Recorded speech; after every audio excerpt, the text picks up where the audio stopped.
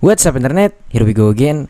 Kali ini kita akan membahas alur sebuah film yang berjudul Do You Want To Be My Son, menceritakan tentang seorang mamah muda yang baru berpisah dengan suaminya karena doi mergokin sendiri cuy kalau suaminya itu pusreng dengan wanita lain.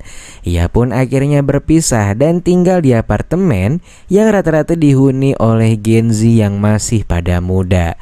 Dari yang awalnya cuma minta garam, sampai ujung-ujungnya mereka jadi sering nih melaksanakan perpusrengan duniawi. Lantas bagaimanakah cerita selengkapnya? Langsung aja kita masuk ke dalam alur ceritanya.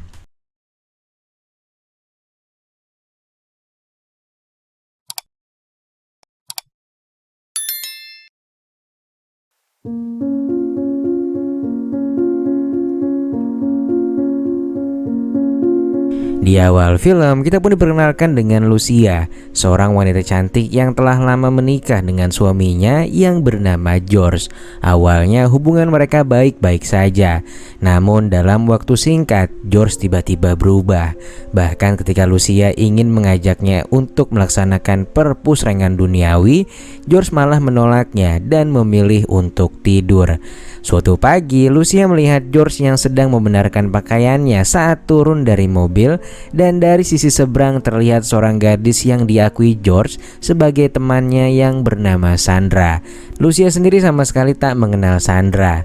Lucia pun langsung melongo dan gak percaya hal seperti itu bisa terjadi dengan dirinya. Dia benar-benar kecewa dengan perilaku George. Lucia pun mengusir wanita itu untuk pergi dari rumahnya. Namun secara membagongkan, George malah bilang kalau rumah ini adalah miliknya Sandra dan dia juga sudah mengurus pergantian namanya dari yang awalnya atas nama Lucia menjadi atas nama Sandra.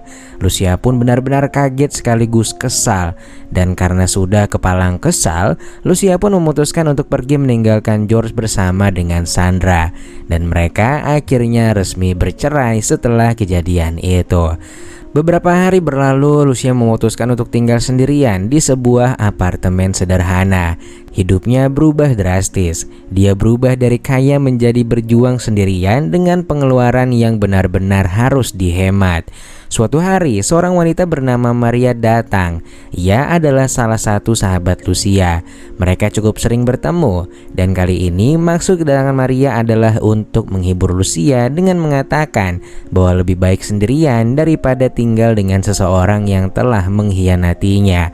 Masukan dari sang sahabat pun membuatnya terus kepikiran, dan sepertinya ia akan mengikuti saran dari sahabatnya itu. Lalu hampir semua orang di kompleks apartemen itu adalah Gen Z yang masih cukup muda. Dan kala itu Lucia bertemu dengan seorang pemuda bernama Xavier dan meminta tolong untuk dipinjamkan garam. Sejak hidup sendiri, Lucia berjuang untuk memenuhi kebutuhan hidupnya. Suatu pagi dia melihat lowongan pekerjaan untuk seorang asisten manajer di sebuah surat kabar. Pekerjaan itu sempurna untuk Lucia.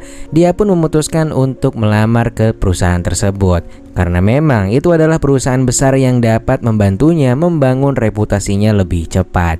Jika dia berhasil, itu akan membuktikan bahwa Lucia bisa melakukannya tanpa bantuan George. Lantas akhirnya Lucia pun meminta bantuan dari teman-temannya untuk mendaftarkan lamaran pekerjaan di perusahaan tersebut. Dan singkat cerita, Lucia pun diterima dalam perusahaan tersebut.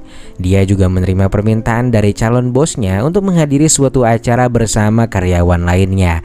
Namun perusahaan mengharuskannya untuk membawa suami maupun anaknya karena rencananya mereka akan melakukan outing bersama. Masalahnya adalah Lucia nggak memiliki keduanya. Pada akhirnya dia pun menghampiri Xavier dan meminta bantuan darinya. Dia berencana untuk memperkenalkan Xavier sebagai putranya. Dia masih muda dan akan cocok menurutnya. Awalnya Xavier menolak rencana Lucia. Dia nggak ingin pergi keluar dengan seorang mama. Namun setelah beberapa kali dibujuk, akhirnya Xavier pun menerima permintaan Lucia. Singkat cerita, di acara itu Xavier berperilaku sangat baik. Dia pun meyakinkan semua orang bahwa dia adalah putranya Lucia. Tak seorang pun curiga dengan rencana mereka. Mereka semua pun diminta untuk tinggal selama beberapa hari di villa tersebut. Lalu beberapa games diadakan selama waktu tersebut. Lucia dan Xavier sempat memenangkan salah satu permainan. Ikatan di antara keduanya mulai menjadi semakin kuat. Namun Lucia beberapa kali kesal kepada Xavier karena ia terus mendekati putri bosnya. Dan nampak dari tatapannya kalau Lucia yang mulai baper dengan Xavier ini mulai cemburu dengan kedekatan Xavier dengan putri dari bosnya. Malam harinya mereka semua pun berkumpul untuk minum bersama. Lucia minum terlalu banyak dan akhirnya menjadi teler. Ketika tiba waktunya tidur, Xavier sampai membantu Lucia untuk berganti pakaian. Mereka hampir terbawa suasana. Namun untungnya mereka berhasil mengendalikan diri. Lantas singkat cerita, acara perusahaan pun telah usai. Semua orang akhirnya kembali. Lucia pun berterima kasih kepada Xavier atas bantuannya selama ini. Xavier pun mengatakan kalau dia senang bisa membantu Lucia dan ia juga mulai menikmati waktu dengan seseorang yang lebih tua darinya.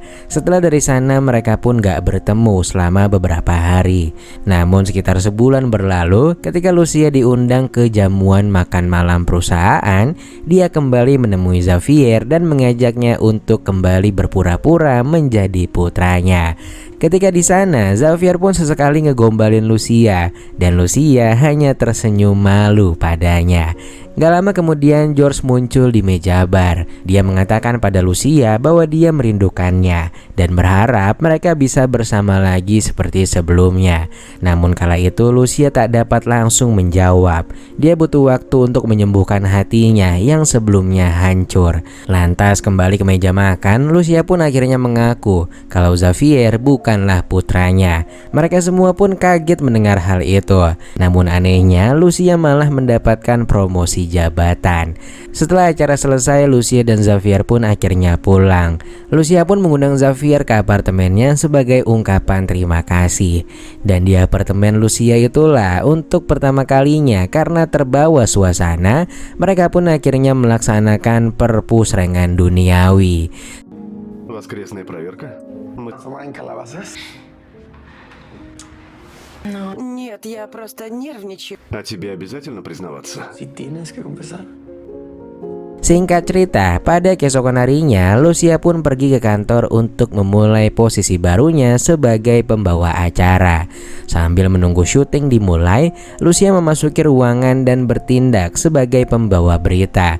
Terkadang dia bertingkah konyol. Dia nggak menyadari bahwa ada seorang juru kamera yang sedang mengawasinya melalui cermin.